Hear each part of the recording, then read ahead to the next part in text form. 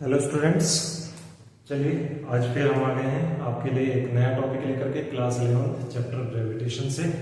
आइए शुरू करते हैं। देखिए चैप्टर अपना क्या रहने वाला है, ग्रेविटेशन। ठीक, class 11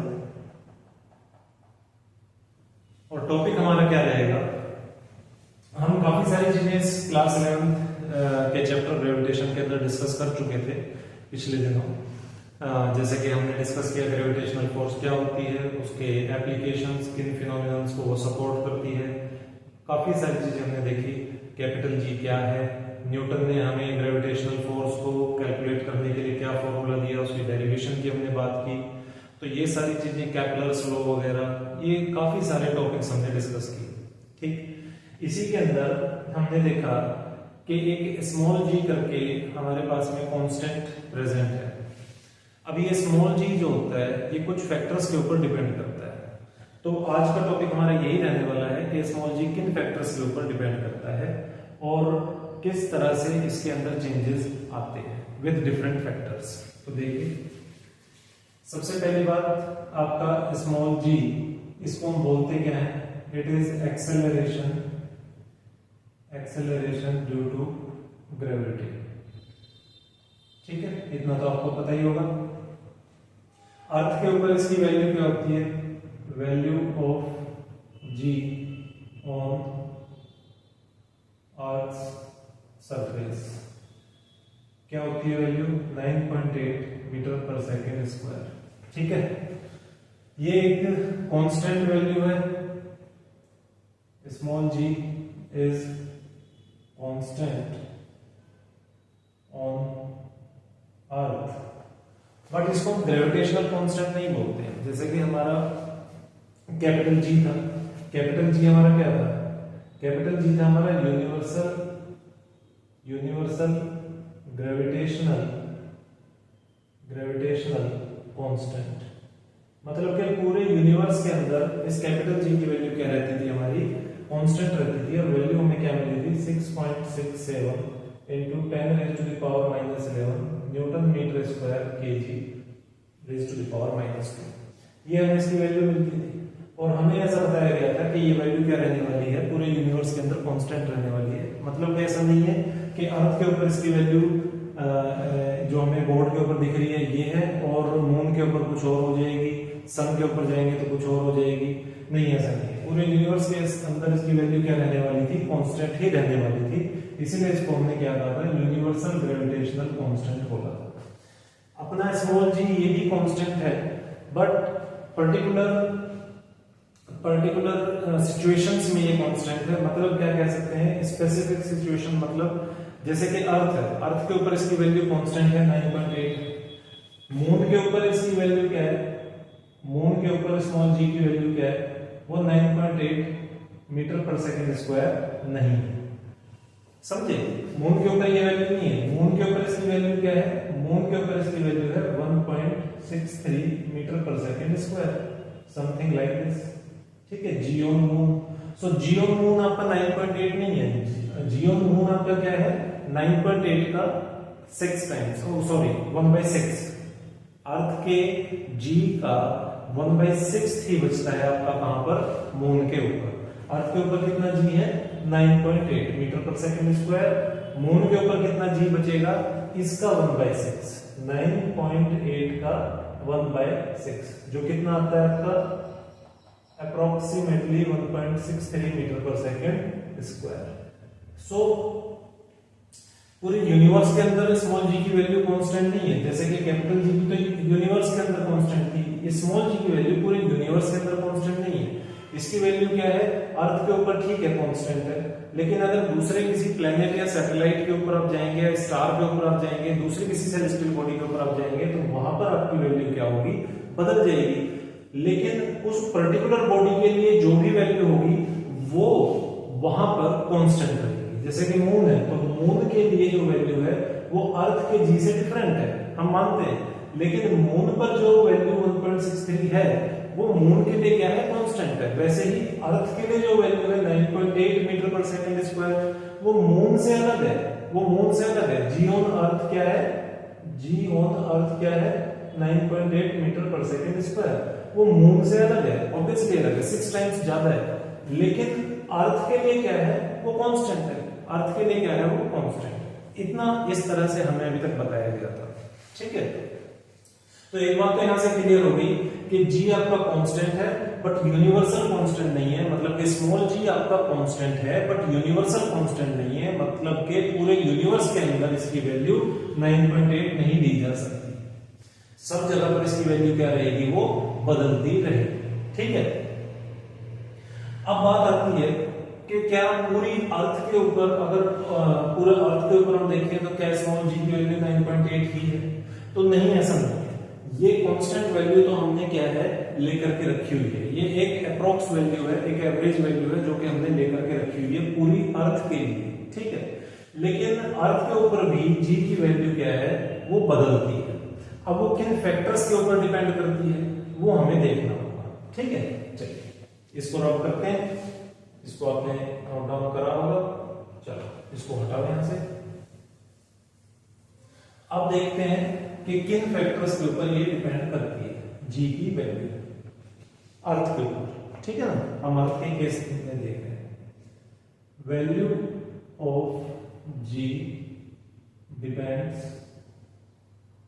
on the following factors. कुछ फैक्टर्स पर ये डिपेंड करती है। किन फैक्टर्स पर डिपेंड करती है?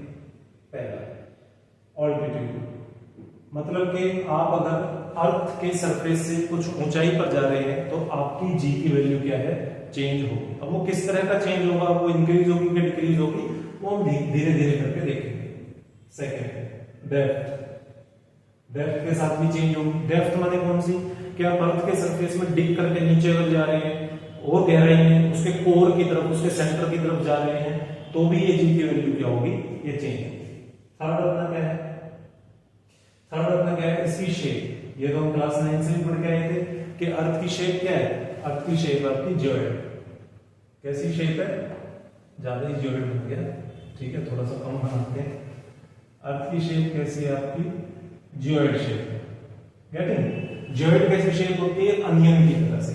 अनियन कैसी होती है, आपकी ऊपर और नीचे, अपर सरफेस और लोअर सरफेस जो होता है इसका कुछ किस तरह से होता है, अंदर की तरफ दबा हुआ होता है, और आपके जो लेफ्ट और राइट पोर्शंस होते हैं वो क्या होते हैं, बल्ज आउटवर्ड होते हैं, बाहर की तरफ उभरे हुए होते हैं।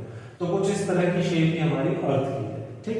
अब इस शेप की वजह से क्या दिक्कत आती है कि इक्वेटर पर आपका रेडियस कैपिटल R हो जाता है, मतलब कि ज्यादा हो जाता है, और पोल्स पर आपका रेडियस स्मॉल r से हम डिनोट कर रहे हैं, मतलब कि रेडियस कम हो जाता है। अब जैसा कि हमें मालूम है कि small g equals to gm upon r square. It means g की जो रिलेशनशिप है r के साथ में वो क्या है, इनवर्स रिलेशनशिप है, इनवर्सली प्रोपोर्शनल है। तो जहां पर रेडियस कम हो जाएगा, जैसे कि पोल्स पे रेडियस कम हो गया, तो वैल्यू ऑफ g क्या है, यहां पर बढ़ जाएगी। वैल्यू ऑफ, मैं यहां पर लिख देता हूं, value of g will increase on the poles as radius decreases. क्योंकि रेडियस क्या हो गया भाई, कम हो गया, तो वैल्यू ऑफ g क्या हो जाएगी, वो इंक्रीज हो जाएगी, क्योंकि रेडियस क्या हो गया, डिक्रीज हो गया पोल्स के ऊपर। और इक्वेटर के ऊपर क्या हो गया, इक्वेटर के ऊपर जस्ट अपोजिट हो गया। क्यों, क्योंकि इक्वेटर के ऊपर आपका रेडियस क्या हो गया, आपका ज्यादा हो गया। अब रेडियस ज्यादा होने की वजह से इनवर्स रिलेशनशिप है, रेडियस इस r की, मतलब इस डिस्टेंस की, और g की रिलेशनशिप क्या है, वो इनवर्स है। तो यहां पर आपका g क्या हो जाएगा, रेडियस बढ़ने की वजह से g क्या हो जाएगा, वो कम हो जाएगा, ठीक है। रेडियस बढ़ गया ना इक्वेटर के ऊपर, अब अगर रेडियस बढ़ गया तो g क्या है, वो आपका कम हो जाएगा। भाई रेडियस बढ़ेगा तो g क्या होगा, कम होगा। तो यहां पर हम क्या लिखेंगे, यहां पर लिखते हैं value of g on the equator will decrease. ये क्या हो जाएगी, डिक्रीज हो जाएगी एज रेडियस इंक्रीजेस, क्योंकि यहाँ पर रेडियस क्या हो गया भाई, इंक्रीज हो गया है। ठीक है, तो एक बार फिर से देखते हैं आपके अर्थ की शेप कैसी है, जॉइंट शेप है, मतलब ऊपर नीचे से ये कैसी है, फ्लैट है, और अपने लेफ्ट राइट पार्ट पर हम क्या देख रहे हैं, ये बल्ज आउटवर्ड है, बाहर की तरफ उभरी हुई है। ठीक, इसकी वजह से क्या है, पोल्स पर रेडियस कम है जिसको हम स्मॉल आर से डिनोट कर रहे हैं, इक्वेटर पर रेडियस ज्यादा है जिसको हम कैपिटल आर से डिनोट कर रहे हैं। ठीक है ना, मतलब कि अगर कोई ऑब्जेक्ट यहाँ पोल के ऊपर यहाँ पर रखा हुआ है, देखिए अगर कोई ऑब्जेक्ट यहाँ पर, कोई बॉडी यहाँ पर रखी हुई है, ये है बॉडी ए, और कोई बॉडी यहाँ इक्वेटर पे रखी हुई है, कोई बॉडी यहाँ पर इक्वेटर पे रखी हुई है। ठीक है, इसको हम बोलते हैं बॉडी बी, ये कहाँ रखी है, ये यहाँ पर इक्वेटर पे रखी हुई है। ठीक है, तो सेंटर से इस बॉडी की, जो कि इक्वेटर पे रखी हुई है, सेंटर से इस बॉडी की दूरी क्या है, ज्यादा है, और जो पोल पे बॉडी रखी हुई है बॉडी ए, उस बॉडी की दूरी सेंटर से क्या है, वो आपकी कम है। ठीक है, अर्थ के सेंटर की बात कर रहे हैं हम, अर्थ का सेंटर ये O, इसको हम O से डिनोट कर देते हैं। तो इस सेंटर से पोल पर रखी हुई बॉडी ए बॉडी की दूरी क्या है, कम है, और जो बी बॉडी इक्वेटर पर रखी हुई है उसकी दूरी सेंटर ऑफ अर्थ से क्या है, ज्यादा है। अब हमें पता है G की रिलेशनशिप R के साथ में क्या है, इनवर्सली प्रोपोर्शनल है। R क्या है, R क्या होता है, distance between those two objects. तो यहाँ पर अर्थ और ऑब्जेक्ट के बीच का डिस्टेंस, लेकिन जैसा कि आपको पता होगा कि जब कभी भी ऑब्जेक्ट अर्थ के सरफेस के ऊपर या फिर सरफेस के आसपास में होता है, तो अर्थ और उस ऑब्जेक्ट के बीच की जो दूरी होती है, जो डिस्टेंस होता है, वो एक्चुअली कितना होता है, वो अर्थ का रेडियस ही होता है। फिर से बताऊं, मैंने क्या कहा कि अगर ऑब्जेक्ट अर्थ के सरफेस के ऊपर, जैसे कि यहां पर रखा हुआ है, या फिर सरफेस के आसपास में, ये एक और ऑब्जेक्ट रख देते हैं, इसको नाम देते हैं C। ठीक है, तो सरफेस के ऊपर या सरफेस के आसपास में अगर ऑब्जेक्ट है, तो अर्थ और ऑब्जेक्ट के बीच लगने वाला जो ग्रेविटेशनल फोर्स है, जो कि फोर्स ऑफ ग्रेविटी है, अगर उसको हम कैलकुलेट करेंगे, तो अर्थ और उस ऑब्जेक्ट के बीच का जो डिस्टेंस हम लेंगे, अर्थ और ऑब्जेक्ट के बीच का डिस्टेंस जो हम लेंगे, वो क्या लेंगे, वो अर्थ का रेडियस ही लेंगे। वो क्या लेंगे, अर्थ का रेडियस ही लेंगे। Is it clear? भैया आपको पता है ना फोर्स, ग्रेविटेशनल फोर्स का क्या फॉर्मूला था, ग्रेविटेशनल फोर्स का क्या फॉर्मूला था, F is equal to capital G m1 m2 upon r square, दोनों ऑब्जेक्ट्स का मास और दोनों के बीच की दूरी। तो यहाँ पर दोनों के बीच की दूरी हम क्या ले लेंगे, आपके क्या ले लेंगे, अर्थ का रेडियस ही ले लेंगे। ठीक है, अब यहाँ पर हम क्या देखते हैं कि इक्वेटर पर अर्थ का रेडियस ज्यादा है, और रिलेशनशिप G की और R की क्या है, इनवर्स है। G और R की रिलेशनशिप क्या है, इनवर्स है। तो अर्थ का रेडियस इक्वेटर पर ज्यादा है। अब ज्यादा रेडियस, अगर रेडियस की वैल्यू बढ़ गई तो G की वैल्यू क्या जाएगी, डाउन जाएगी, डिक्रीज हो जाएगी। तो वही हमने लिखा है कि value of G on equator will decrease, equator पर G की वैल्यू क्या हो जाएगी, डिक्रीज हो जाएगी, क्योंकि रेडियस क्या हो जाएगा, यहाँ पर इंक्रीज हो जाएगा। उसी तरह से पोल्स पर क्या होगा, value of G will increase, poles पर G की वैल्यू क्या हो जाएगी, इंक्रीज हो जाएगी, क्योंकि रेडियस क्या हो जाएगा, डिक्रीज हो जाएगा। पोल्स पर रेडियस क्या हो जाएगा, डिक्रीज हो जाएगा। तो आपको ये बात शायद अच्छे समझ में आ गई होगी। अब इसका इफेक्ट क्या पड़ता है, सर इस वैल्यू के कम ज्यादा होने से हमें क्या मतलब है, हमें क्या इशू है, कोई प्रॉब्लम नहीं होनी चाहिए। भाई प्रॉब्लम है, प्रॉब्लम क्यों नहीं है, प्रॉब्लम ये है कि मान लीजिए यहाँ पर पोल्स पर हम किसी भी ऑब्जेक्ट का वेट करते हैं, तो वेट क्या होता है, वेट फोर्स ही होता है।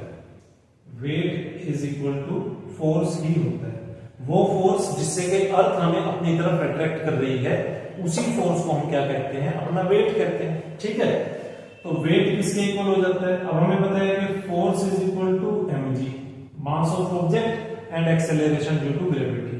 तो वेट फोर्स के इक्वल ही है, तो वेट भी क्या हो जाएगा, weight is equal to mg, hence weight is equal to mg, as F is equal to mg, hence weight is equal to mg। ठीक है, तो वेट हमने किसी ऑब्जेक्ट का पोल के ऊपर किया, गेटिंग। अब यहां पर हम जो उसका वेट करेंगे तो वो कैसे करेंगे, उसका मास लेंगे, उसका कुछ भी मास है, और उसका g लेंगे। अब यहां पर पोल पर g की वैल्यू क्या है, इंक्रीज होगी, पोल पर g की वैल्यू क्या है, इंक्रीज हो रही है, ठीक है। तो उसका वेट क्या है भाई, उसका वेट ज्यादा है, उसका वेट क्या है, ज्यादा वेट है। अब उसी ऑब्जेक्ट को जब इक्वेटर पे लाया जाता है तो फिर से उसका वेट किया जाता है। अब ये वाला कहां पर हो गया हमारा, एक बार इसको थोड़ा सा मैं इधर लिखता हूं, F is equal to G m1 m2 upon r square. तो ये वेट हमारा क्या है, कहां पर हुआ, एट पोल्स, ये पोल्स पर हो गया। अब हम इसी ऑब्जेक्ट को उठा करके इक्वेटर पे ले आए, फिर से हमने इसका वेट किया, ठीक है। इसको हमने नाम दे दिया वेट 1, इसको नाम दे दिया वेट 2। मास तो बदलेगा नहीं, मास तो कांस्टेंट है भाई, जो पोल पर मास था ऑब्जेक्ट का वही इक्वेटर पे भी है, लेकिन क्या बदलेगा, जी बदल जाएगा। क्या बदल जाएगा, जी बदल जाएगा। अब जी बदल गया तो जी क्या हो गया, जी आपका कम हो गया कि ज्यादा हो गया भाई, जी आपका इक्वेटर पर कम हुआ कि ज्यादा हुआ। हमने क्या कहा था कि रेडियस यहां पर बढ़ गया है तो जी क्या हो जाएगा, कम हो जाएगा। वैल्यू ऑफ जी क्या हो जाएगी, इक्वेटर पे डिक्रीज हो जाएगी क्योंकि रेडियस बढ़ जाएगा। तो जी यहां पर क्या हो गया, कम हो गया, जिसकी वजह से ओवरऑल वेट क्या हो गया आपका, कम हो गया एट इक्वेटर, एट इक्वेटर, समझे।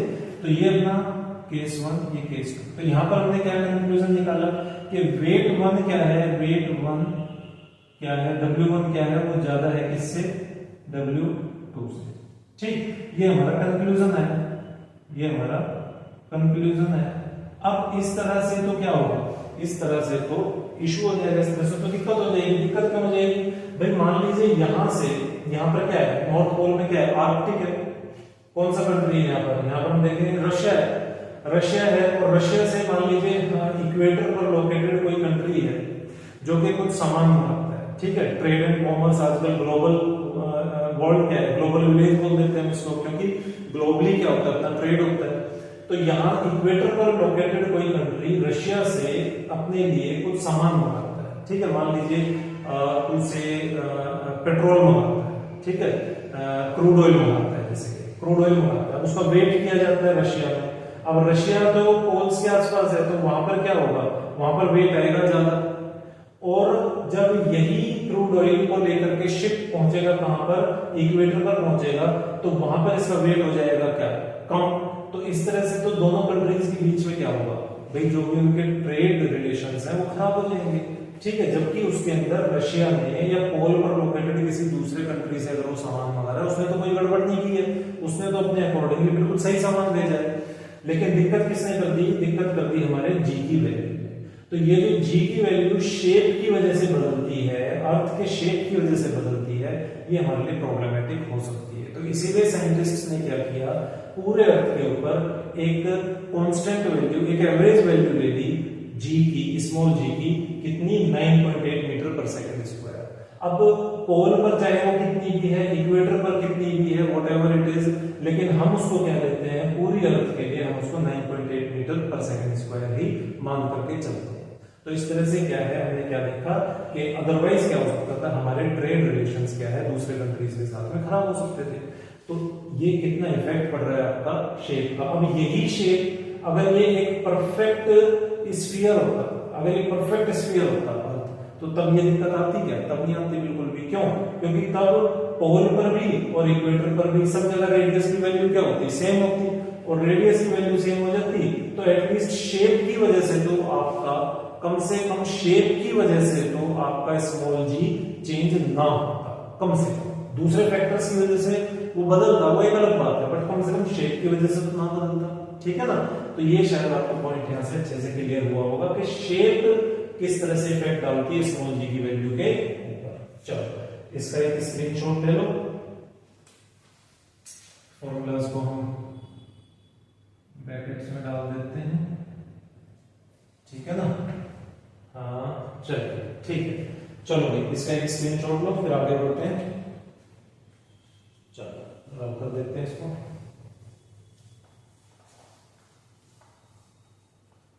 तो एक फैक्टर तो हमने देख लिया, क्या फैक्टर, शेप। शेप किसका, अर्थ। मेरा शेप नहीं, कभी मेरी शेप कहने लग जाओगे सर आपकी शेप के ऊपर जी की वैल्यू डिपेंड करती है क्या, मेरी शेप के ऊपर नहीं करती थी, शेप ऑफ अर्थ, ठीक है। ये तो हमने देख लिया। फोर्थ क्या आ गया आपका, रोटेशन। फोर्थ क्या आ गया, रोटेशन, किसका रोटेशन, ये भी आपका और मेरा रोटेशन की बात नहीं हो रही, किसके रोटेशन की बात हो रही है, rotation of earth, rotation of earth, ठीक है ना। चलिए, तो ऑब्वियसली यहाँ पर रोटेशन ऑफ अर्थ की जब हम बात करेंगे तो केवल अर्थ के रोटेशन की बात नहीं करेंगे, अर्थ के ऊपर लोकेटेड वो पॉइंट जिसके ऊपर हम जी फाइंड आउट करना चाहते हैं उसकी भी रोटेशन की बात यहाँ पर होगी, ठीक है ना। तो ये तीन जो फैक्टर्स है, ऑल्टीट्यूड, डेप्थ और रोटेशन, बहुत इंपॉर्टेंट है, इनकी डेरिवेशन हमें डिस्कस करनी है आज की क्लास में, और आज हम बात करेंगे ऑल्टीट्यूड की। चलिए करते हैं, शेप हमारी हो गई है,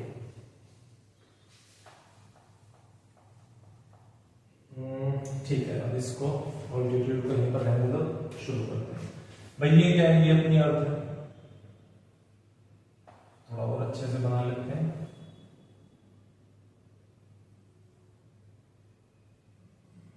चलो ये अपनी क्या हो गई, ये अपनी अर्थ है, ठीक है।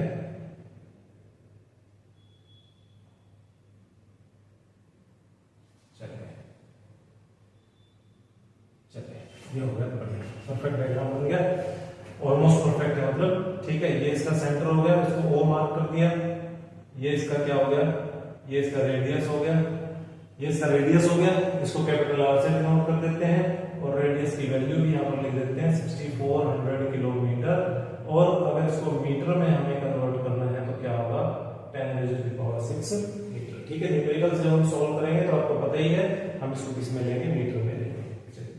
यहाँ पर एक पॉइंट है, यहाँ पर एक ऑब्जेक्ट रखा हुआ है ए पॉइंट पर, ठीक, उसके ऊपर कुछ ना कुछ जी लग रहा होगा, भाई उसके ऊपर कुछ ना कुछ जी तो लग ही रहा होगा ना, तो G is equal to capital G M upon R square, G M upon R square, ठीक।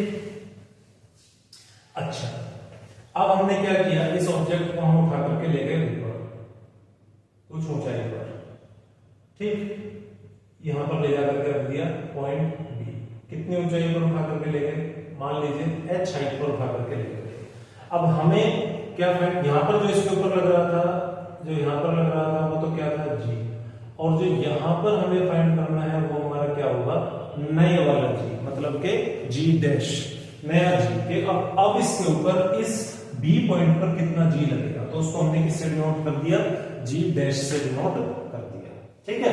चलो, और ऐसा मान के चलेंगे कि ये जो अर्थ है ये एक स्फीयर है, और इसका पूरा का पूरा मास कहां पर कंसंट्रेटेड है, इसके सेंटर पर, जिसको हमने डिनोट कर दिया है पॉइंट O से, ठीक है ना। इसका मास कहां पे कंसंट्रेटेड है, इसके सेंटर पर, और मास कितना है, कैपिटल M।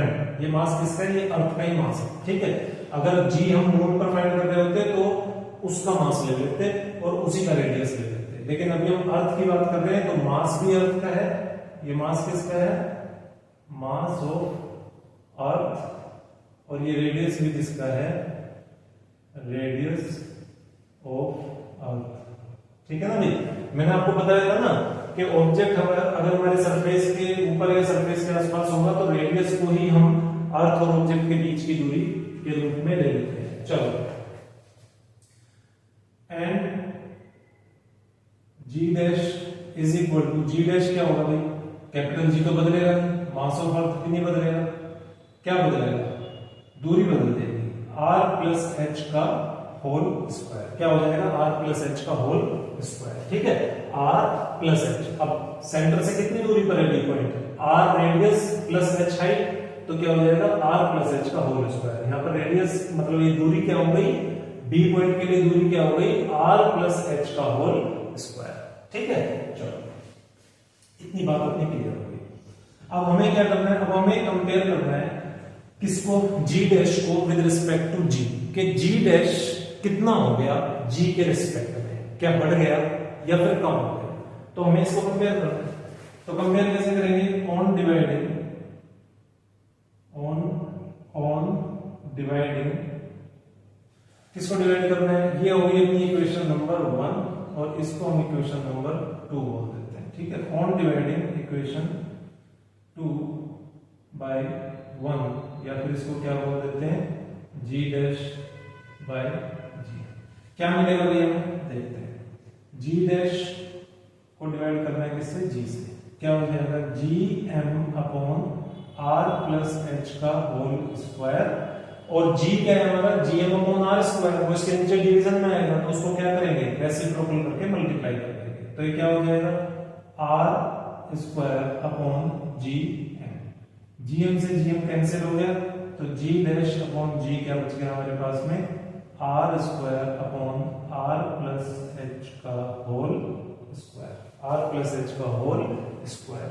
ये बात हो आप लोगों को यहां तक बढ़िया से क्लियर हो गई होगी, ठीक है ना।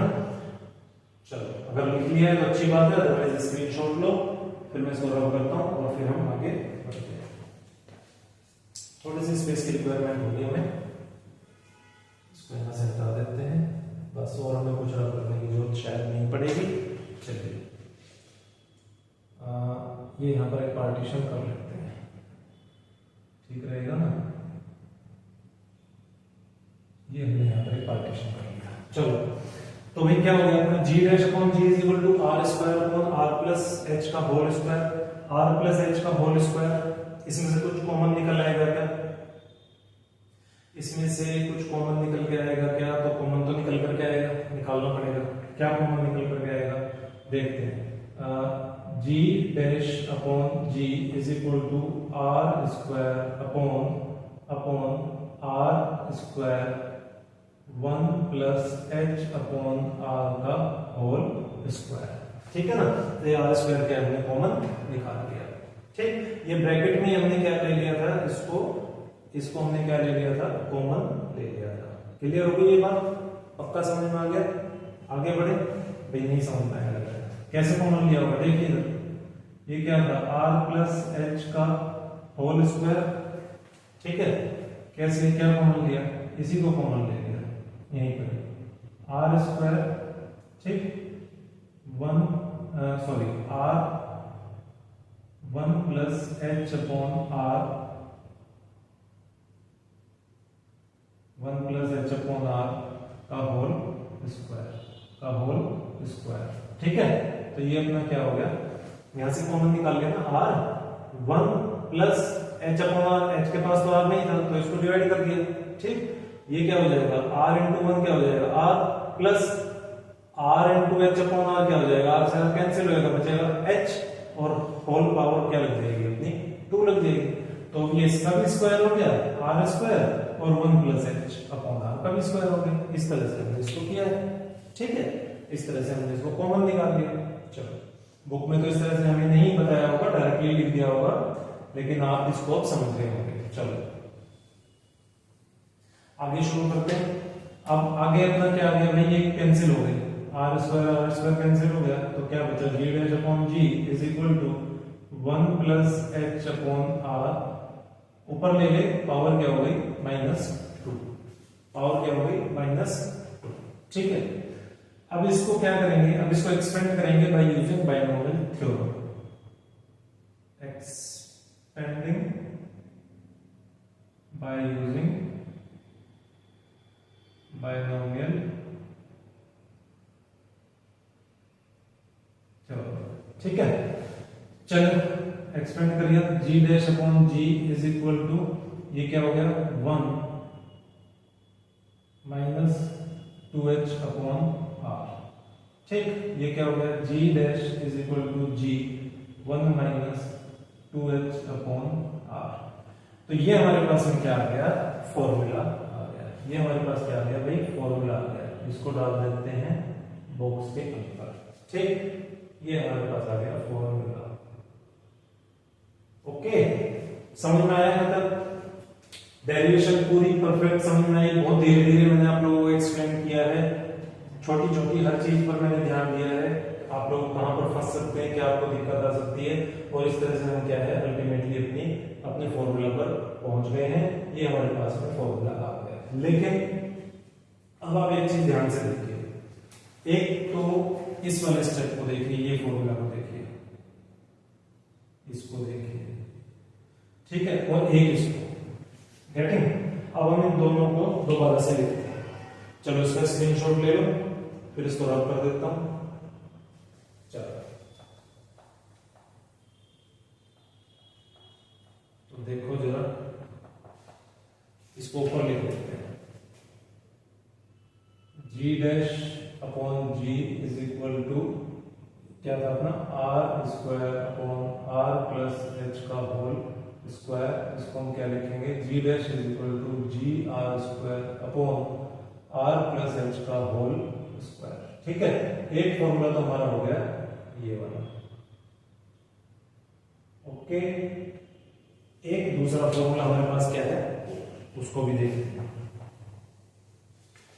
उसको भी देखते हैं कि ये दो फॉर्मूलाज क्यों मैंने लिखे हैं, क्या इन दोनों की अलग अलग हमें जरूरत पड़ेगी। सो लेट अस सी। ये जो फॉर्मूला है ये आप कब यूज करेंगे, ये आप कब यूज करेंगे भाई formula, when object is at some considerable height with respect to the radius of earth। समझे, ये फॉर्मूला आप लोग कब यूज करेंगे, this one G dash is equal to ji are square upon are plus H का whole square. इसमें मैं आपको बता देता हूं what stands for what. G ये तो आपका स्मॉल जी है 9.8 कांस्टेंट है, इसकी वैल्यू 9.8। आर क्या है, रेडियस है, यहां पर हमने मेंशन भी किया था भाई आर क्या था, R is equal to 6.4 into 10 raised to the power 6 metre, या फिर इसको हम क्या बोलते हैं 6400 किलोमीटर। ठीक है, ये अपना आर था। यहां पर हम किसकी वैल्यू रखेंगे, आर की वैल्यू, उसका स्क्वायर करेंगे अपॉन आर, फिर से वही वैल्यू रेडियस प्लस एच क्या आएगा, एच होगी ये height at some considerable height. ये जो हाइट है मतलब कि ऑब्जेक्ट अर्थ के सरफेस से कितनी ऊंचाई पर रखा हुआ है उस हाइट को हम क्या है एच बोल रहे हैं, होल पावर 2। ठीक है, तो अगर रेडियस के रिस्पेक्ट में आपका ऑब्जेक्ट, जो ये अर्थ का रेडियस है 6400 किलोमीटर, इसके रिस्पेक्ट में अगर ऑब्जेक्ट कुछ कंसिडरेबल हाइट पर है, सरफेस से काफी ऊंचाई पर है, कंसिडरेबली आपका सरफेस से दूर रखा हुआ है, तो तब हम क्या फॉर्मूला यूज करेंगे, g dash is equal to ji are square upon are plus H का होल स्क्वायर। ठीक है, और जो दूसरा फॉर्मूला हमें मिला था उसको यहां पर लिख देते हैं। सेकंड फॉर्मूला हमारा क्या था, g dash is equal to g 1 minus 2h upon r. थोड़ा सा इसको भी एलसीएम वगैरह लेकर के लिख लेते हैं, are minus 2h upon are. ठीक है, ये फॉर्मूले का यूज कब होगा हमारा, ये फॉर्मूला हम यूज तब करेंगे, ये फॉर्मूला हम तब यूज करेंगे जब हमारा ऑब्जेक्ट, लिख लेते हैं, व्हेन ऑब्जेक्ट इज एट सम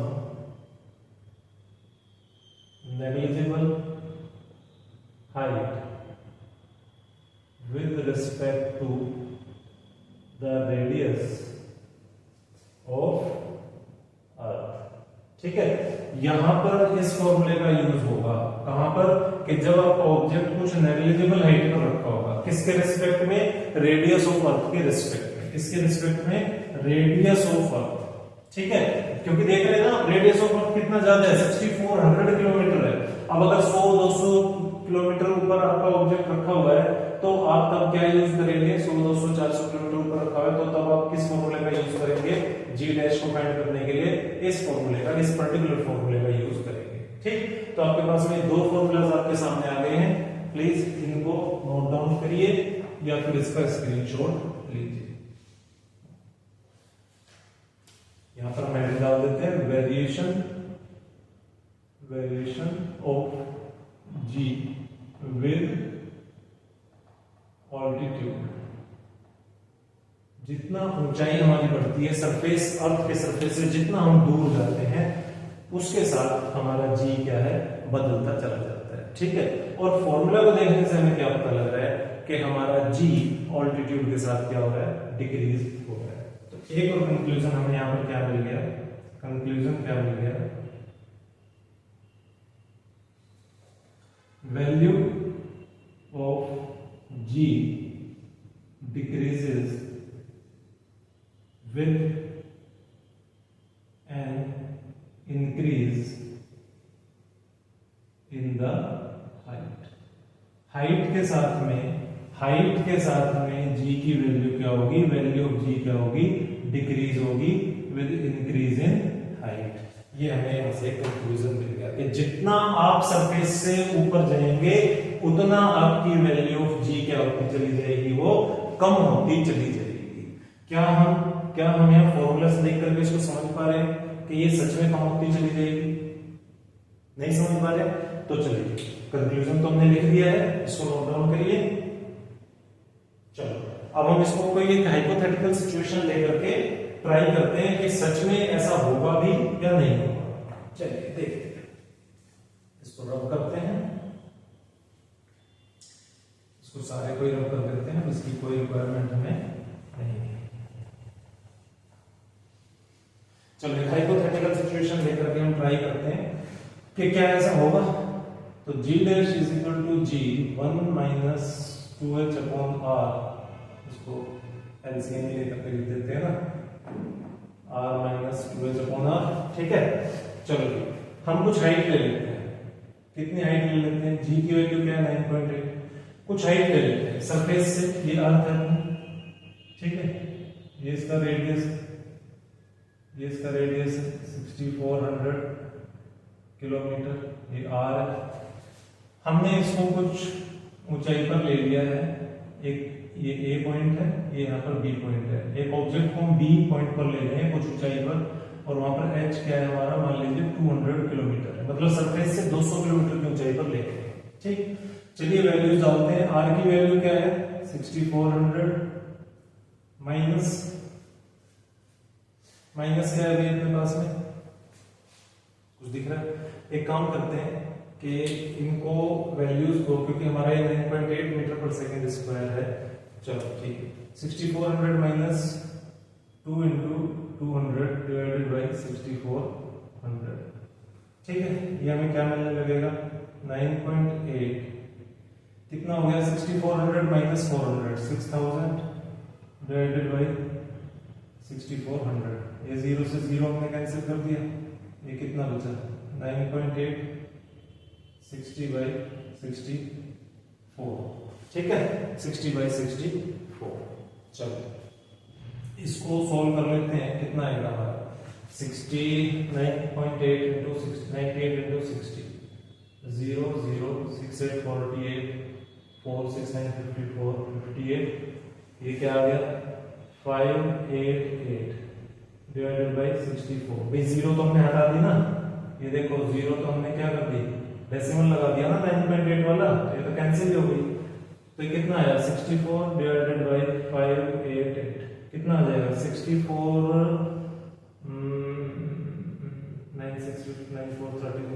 9 पर ट्राई करते हैं, 9 4 36 3 9 6 54 57 2 1 पॉइंट लगाया, 0 तारी 64 2 तो ज्यादा हो जाएगा 1 64, 1 कितना हो गया 64, ये कितना बचा 6, ये कितना बचा 5, ठीक है। इसी तरह से हम आगे टेबल पढ़ेंगे।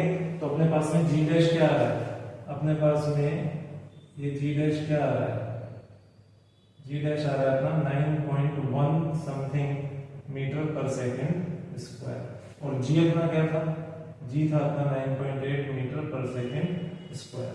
तो इससे हमें क्या पता लग रहा है, हेंस क्या पता लग रहा है, जो जी है वो क्या है, ज्यादा है, वो क्या है, ज्यादा है, किससे ज्यादा है, जी डैश।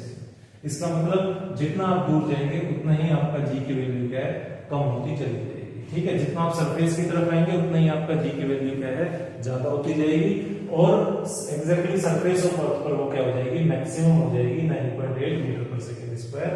तो आपने देखा कि हाँ, जितना ऑल्टीट्यूड, जितनी ऊंचाई आपकी बढ़ती है उतना ही आपकी जी की वैल्यू क्या है, वो कम होती चली जाएगी। सरफेस पर मैक्सिमम है और जितना वो बढ़ेगी उतना कम होती चली जाएगी, ठीक है। तो यहाँ से हमने हाइपोथेटिकल सिचुएशन लेकर के इसको ट्राई किया और हमने देखा कि सच में ऐसा होता है कि ऑल्टीट्यूड के साथ में जी की वैल्यू डिक्रीज होती है।